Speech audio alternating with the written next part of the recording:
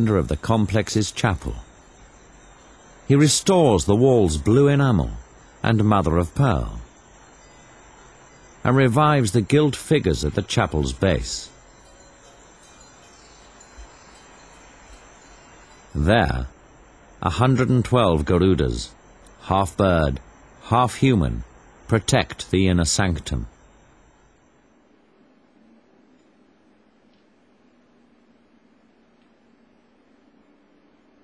Inside, Chula lays a distinctly untraditional floor, made of Italian marble.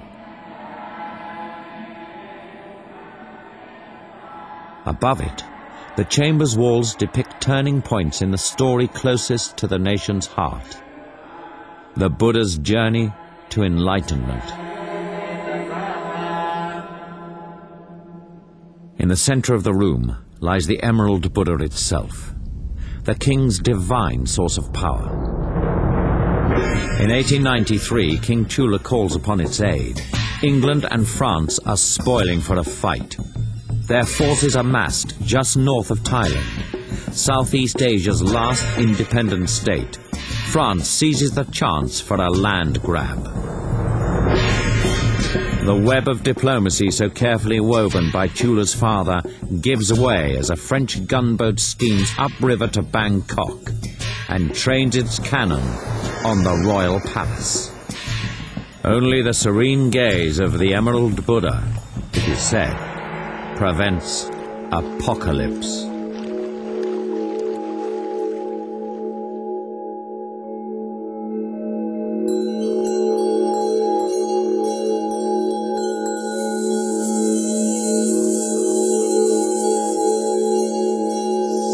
Confident of his allies, Chula calls for international support. None comes.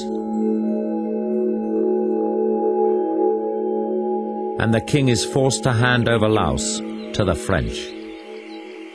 Shaken in spirit and health, Chula retreats to Viman Mek to find a new direction for Thailand.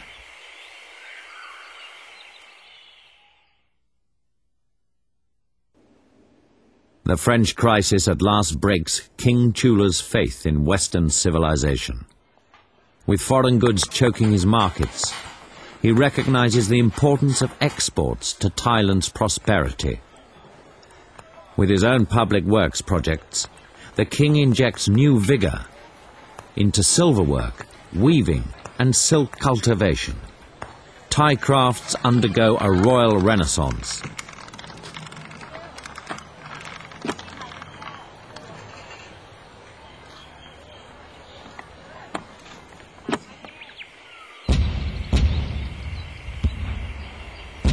Meanwhile, the French gunboats have ruptured Elephant Island's tranquility. In months, the king's architect brother simply dismantles Viman Mek and rebuilds it outside Bangkok. Yet the serene palace gives no comfort to the disillusioned monarch. Like his father, Chula travels up country in hopes of calming his troubled spirit. To avoid formalities, he conceals his identity.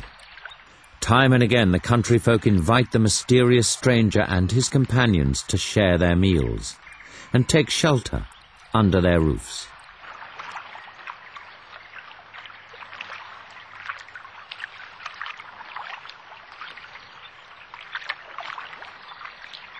On board one family's boat, Chula found a portrait of himself in a place of honor. When he asked his hostess who it was, she replied, "The Lord of Life." "Have you ever seen him?" asked the king. "3 times, she said. "In Bangkok, I saw him twice." "And where did you see him the 3rd time?" the king asked. The woman said, "I am seeing him now, sire."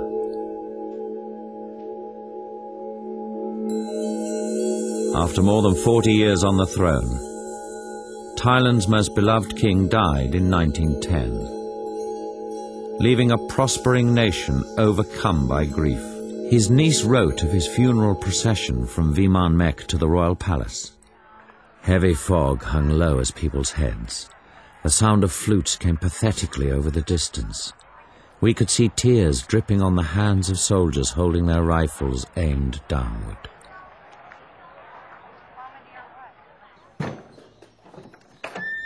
Today, the king lives in another part of the city.